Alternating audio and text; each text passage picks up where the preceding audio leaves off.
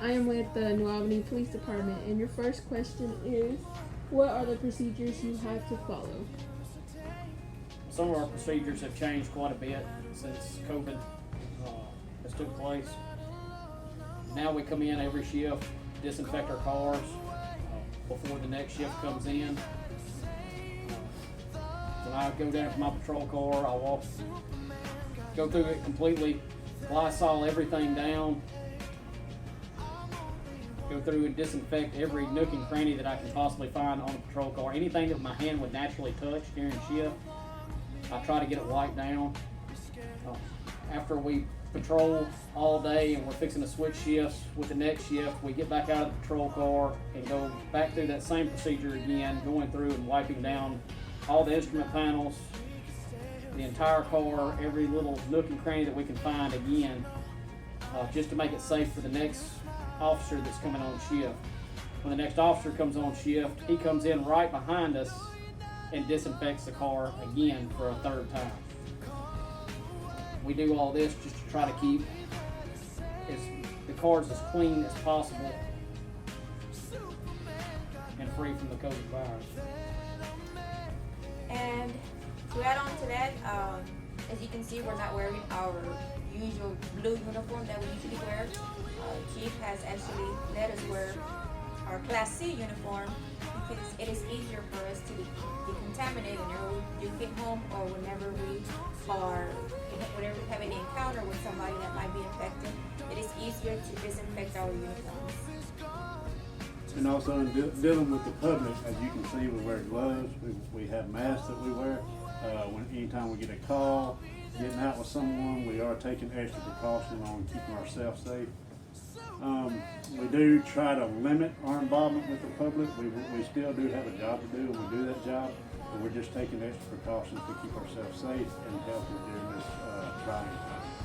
What are some stuff you're facing right now? Some of the things that we're facing, such as myself, my wife has a compromised immune system, so I have to take every precaution that I can coming home from work and disinfecting all my equipment, taking showers, getting everything squared away before I can even have any type of contact with any of my family members, especially my wife.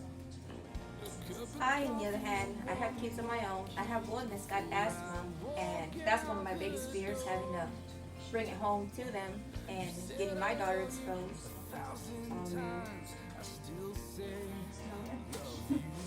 And also going along the lines that they just talked about, I have kids at home, so that's always in the back of my mind. We're out here doing a job when we go home to make sure I disinfect what I can. That's the first thing I do when I get home. Try to disinfect, throw my stuff in the wash machine, try to get anything that I had on that I was wearing when I had to perform my job, try to get it sanitized the best I can, because I'm thinking of my kids always in the back of my mind and trying to keep them healthy. So our procedures and protocols for COVID-19, currently we have dispatcher screening, and anytime there's a patient with signs and symptoms, they give us a heads up.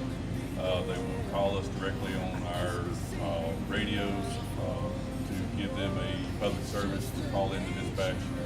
They tell us that this patient could be positive or is positive, and we dress full PPE, which is N95, masks, face shields, goggles, gown, fully dressed, just for our protection and the protection for the patients, just in case that we may be infected, because of the fact that there are so many asymptomatic patients, we could be walking around with it too. A few things really that we're facing as EMS in a nutshell. Crew fatigue,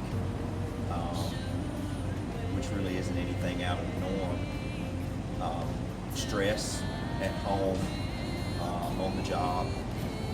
You never really know. You get up and you put your uniform on and you think, is this the day that I get sick? Is this the day that I give this to somebody? Is this the day that somebody gives this to me? Fear of the unknown. You just never really know what the day's going to bring. And on top of your COVID calls, you still have your car wrecks, your heart attacks, your strokes, all of which have to be treated like they have COVID, and it just really adds a completely different level of stress on top of what's already stressful. First question is, what are the procedures you have to follow? With this COVID-19, well, the first thing is we only send one person to a medical call now, and when they get there, they have to wear their PPE and stand at the door and ask questions related to COVID-19.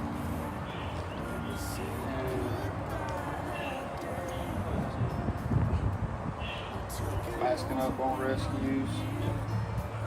We have to mask up on rescues now. Alarm calls, if we go to alarm calls, we meet the person at the door and ask them what kind of problem they have. If they say it's they don't know, we will pack 2 people up and they will go in and check and see what the problem is. The hardest thing is just remembering to stop, because we're used to just going and don't ask no questions. But now we're having to slow down and think about more of how we're doing it and who we're around.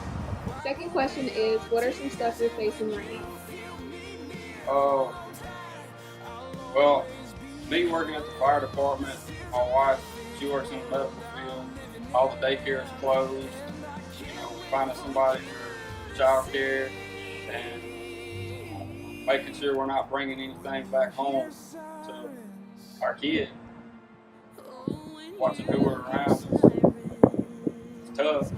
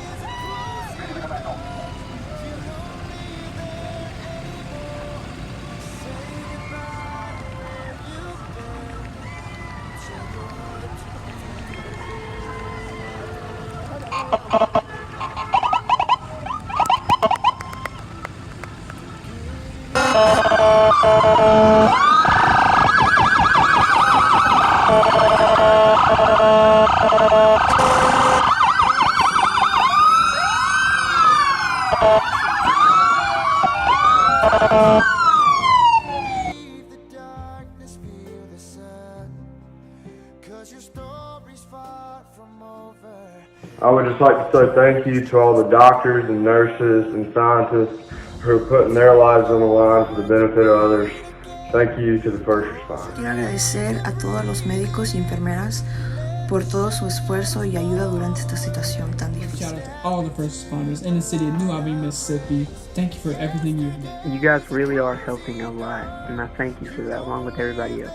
What's up, guys? It's Caleb here, and I just want to thank all the first responders and all the medical personnel that are helping out during this coronavirus. We greatly appreciate it. Mi nombre es Amaris Mejía y quiero decirle gracias a todos los que están en la línea de apoyo. Durante estos tiempos son más difíciles y ustedes están sacrificando mucho de sus tiempos para ayudarnos a nosotros.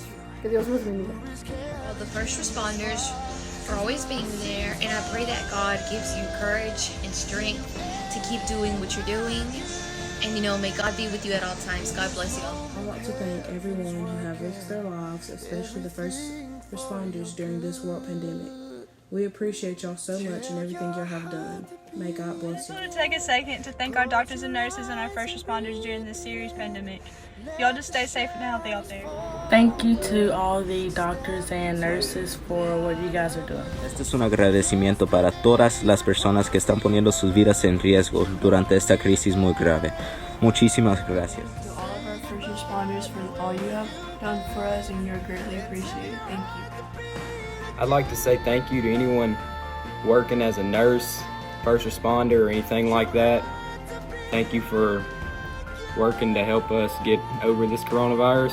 Thank you to all the first responders, the officers, firefighters, medics, doctors, nurses, anybody out there that has to deal with this crisis. Thank you for everything you're doing, and stay safe.